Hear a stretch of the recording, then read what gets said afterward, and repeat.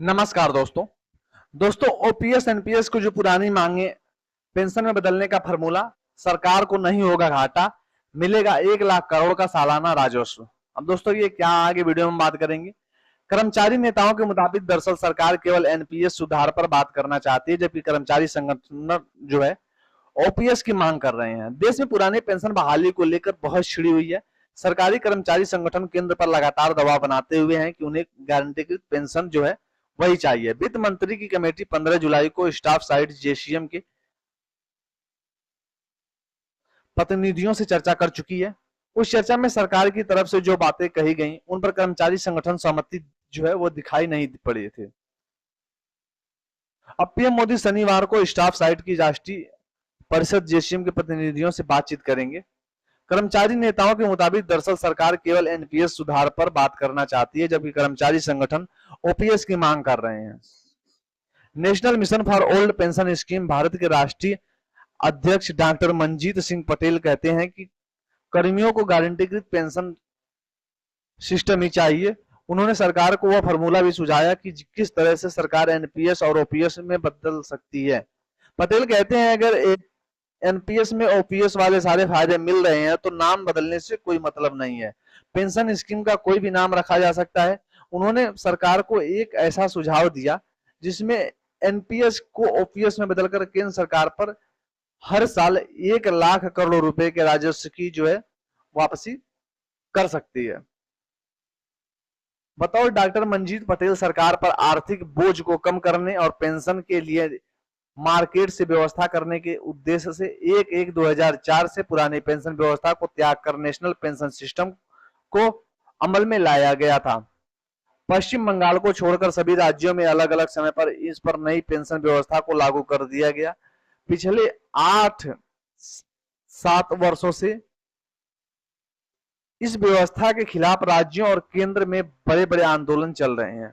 कुछ राज्यों ने, यहां तक सिक्किम, नागालैंड, पंजाब ने इस मामले पर जो है कमेटियां गठित की गई हैं और कई राज्यों में यथा हलचल, झारखंड, राजस्थान आदि ने ओल्ड पेंशन फिर से लागू करने के आदेश जारी कर दिए हैं। आंदोलन के बढ़ते दबाव को चलते दोस्तों केंद्र सरकार ने कमेटी गठन की है। हालांकि कमेटी का रिपोर्ट अभी आना बाकी है।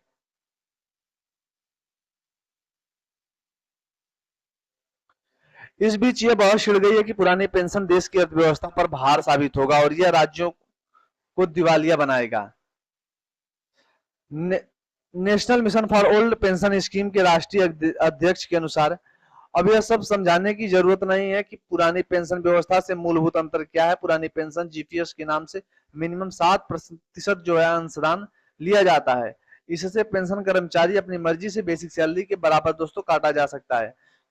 इस हिस्से पर सरकार ब्याज की गारंटी देती है।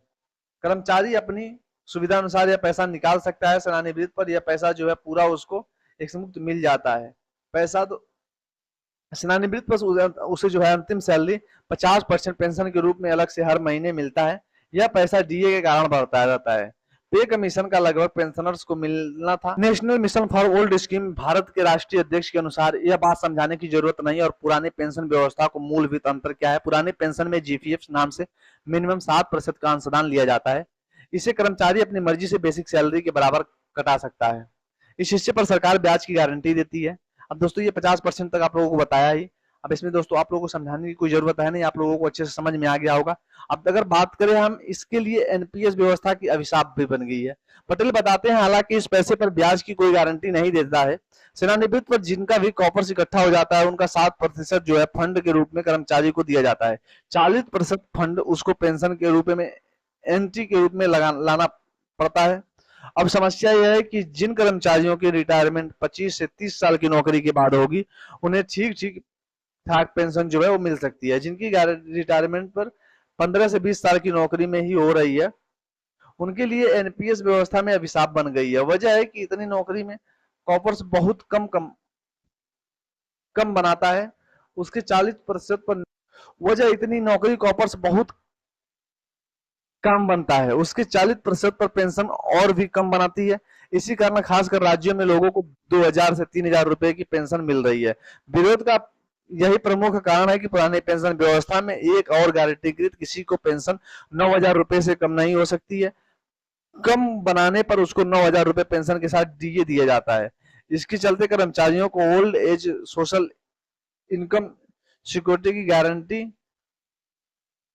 कवरेज कहते हैं।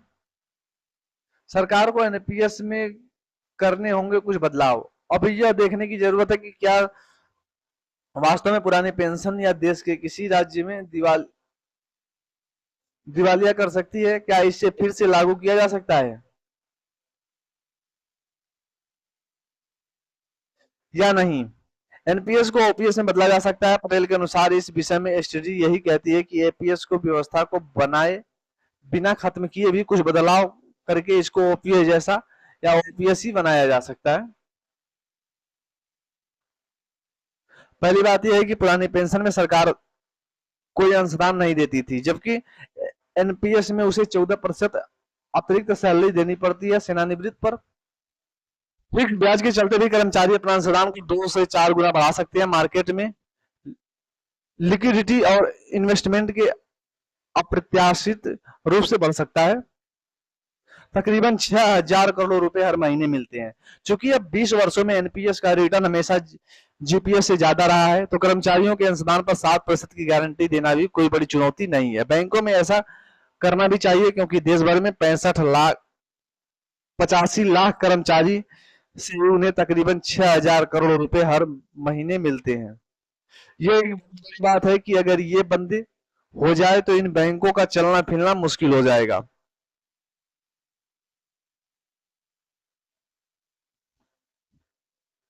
रिटायरमेंट पर कर्मचारी कुल कॉपर्स को 60% फंड दिया जाता है, जबकि जरूरत नहीं रहती है, बल्कि कर्मचारियों को केवल उनके पैसे वापस मिलते। तो वैसे करने से सरकार के फंड में 45.86% की अतिरिक्त ब्याज बचत होगी। इस पेंशन में फंड अथॉरिटी के लिए इस्तेमाल किया जा सकता है। इसको इस टेबल से भी समझ सकते हैं। दोस्तों यहाँ मैंने टेबल बनाया है, इसको डिस्क्रिप्शन में लिंक दूंगा, वहां डाउनलोड कर लेना। रिटायरमेंट पर कैसे मिलेंगे 50% पेंशन। मंजीत पटेल के अनुसार दूसरा यह कर्मचारी को सेवानिवृत्त में 50% जो है पेंशन कैसी लगी। यह भी ज्यादा मुश्किल काम नहीं है। एनपीएस में हम देखते हैं कि सरकार हर महीने 14% अतिरिक्त सैलरी का अंशदान करती है। 30 वर्षों की नौकरी के सामान्य हम पाते हैं कि यह अंशदान लगभग 11% रिटर्न के आधार पर इतना हो गया होगा।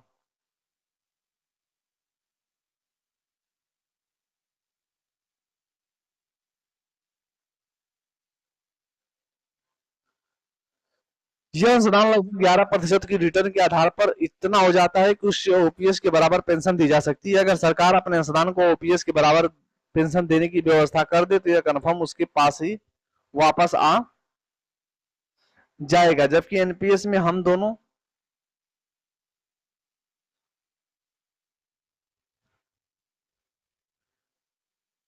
अतः कर्मचारी और उसके परिवार के चले जाते हैं। इस तरह हम बता पाएंगे कि जैसे सरकार किसी कर्मचारी की पेंशन के लिए पूरी नौकरी के दरमियान कंट्रीब्यूट करती है, और रिटायरमेंट पर सरकार को एक मुक्त वापस मिल सकता है।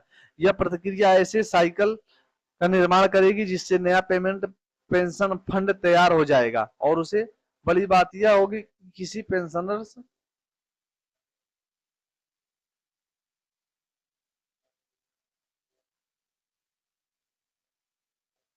पेंशनर्स की मृत्यु के बाद उसका जो है उपकाश जिंदा है तो उसकी अंतिम पेंशन 7% जो है फैमिली पेंशन के रूप में देना पड़ता है। अगर हम भारत की जीवन प्रत्याशा के हिसाब से देख पाते हैं कि केवल 30% लोग जो सेवानिवृत्त के बाद 70 या अधिक वर्ष तक जीवित रहते हैं। इन्हीं पर अधिकतम पेंशन का खर्चा पड़ता है। ज्यादातर मामलों में यह खर्चा सालाना कम हो जाता है, क्योंकि हर वर्ष कुछ न कुछ करना ही पड़ता है। ज्यादातर मामलों में यह खर्चा सालाना कम हो जाता है, क्योंकि हर वर्ष पेंशनर की कुछ न कुछ मृत्यु हो ही जाती है। यहाँ दोस्तों मैंने एक चार्ट बनाया है। चार्ट आप लोग जिसे उसमें देखोगे तो समझ में आएगा, ऐसे दोस्तों समझ में नहीं आएगा, आप लोग देख लेना, डिस्क्रिप्शन में मैं लिंक दे दूंगा। पटेल के अनुसार केंद्र सरकार में नौकरी करने वाले कर्मचारियों के मामले में सेवानिवृत्ति 30% की नौकरी के बाद होती है। उपयुक्त कॉपर्स की दिक्कत नहीं आती है। बहुत सी नौकरी जो है 40 से 45 वर्ष नौकरी पाने की छूट दी जाती है तथा कर्मचारी अधिकतम आयु नौकरी पाते ही जहां कम नौकरी के बाद सेवानिवृत्त पर कॉपर्स बहुत कम हो जाता है। हालांकि राज्यों में 50% पेंशन के लिए उन राज्यों में अलग अलग सेवाओं की जो सेवा का प्रावधान है, जैसे राजस्थान में 25 वर्ष, उत्तर प्रदेश में 20 वर्ष, छत्तीसगढ़ में 33 वर्ष आदि। इनकम नौकरी होने पर भी उसी अनुपात पेंशन के प्रावधान सरकारी फंड में पेंशन देने से इसी नियम का पालन किया जा सकता है। 20 वर्ष की रेगुलर नौकरी पूरी करने से पहले सेवानिवृत्त मामलों में मिनिमम पेंशन 9,000 रुपए प्लस महंगाई भत्ते के प्रावधान से भी इस समस्या का निदान किया जा सकता है। इसको इससे सरकार पर कोई भी खास असर नहीं पड़ेगा। डॉक्टर पटेल बताते हैं कि एक स्टडी के मुताबिक ऐसा करने पर सरकार जो है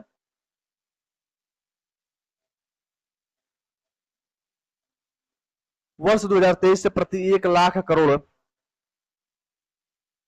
रुपए तक की वापसी मिल सकती है। अब दोस्तों इसमें क्या कुछ मिलेगा क्या नहीं मिलेगा आगे मैंने स्पष्ट रूप से आप लोगों को बताया। अगर फिर भी दोस्तों कहीं समझ में ना आया तो कमेंट करके मुझसे पूछ सकते हैं। मिलते हैं नए वीडियो में दोस्तों, तब तक के लिए थैंक यू।